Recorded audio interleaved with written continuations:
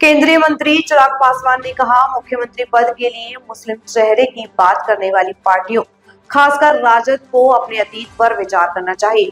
मैं महमूद मदनी का सम्मान करता हूं, उनकी बातें मूल्यवान हैं, लेकिन उन्हें यह भी सोचना चाहिए कि जिन लोगों को वे अपना सहयोगी मानते हैं, वे समय आने पर कैसे आचरण करते हैं। जहां तक सीबीआई की क्लोजर रिपोर्ट का सवाल है, तो उनसे इसे आत्महत्या का मामला माना है। यह जांच प्रक्रिया का हिस्सा था और उपलब्ध तथ्यों के आधार पर रिपोर्ट दाखिल की गई होगी।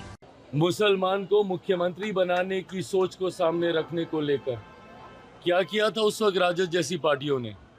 बहरहाल मैं मदनी साहब का आदर करता हूं और उन्होंने ये कहा है मेरे सराखों पर उनको भी कम से कम इन बातों को देखना चाहिए कि जिन लोगों को आप अपना हितैषी समझते हैं, मौका आने पर वो क्या करते हैं आपके लिए और आपके समाज के लिए। सीबीआई के द्वारा क्लोजर रिपोर्ट सबमिट कर दी गई और जिसमें अंतोगत्वा सुसाइड ही बताया गया है।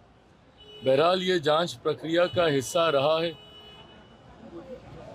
तथ्यों के आधार पर सीबीआई के द्वारा संभवतः ये क्लोजर रिपोर्ट सबमिट की गई है।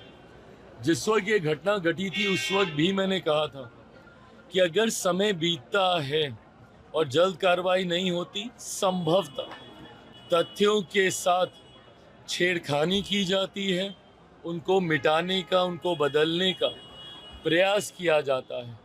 उस वक्त भी मैंने आग्रह किया था कि हम लोगों को जल्द से जल्द सीबीआई को ये केस सौंपना चाहिए।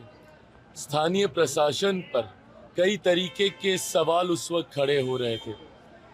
अब तथ्यों के आधार पर या तथ्यों के अभाव में सीबीआई ने अपनी क्लोजर रिपोर्ट सबमिट कर दी गई है।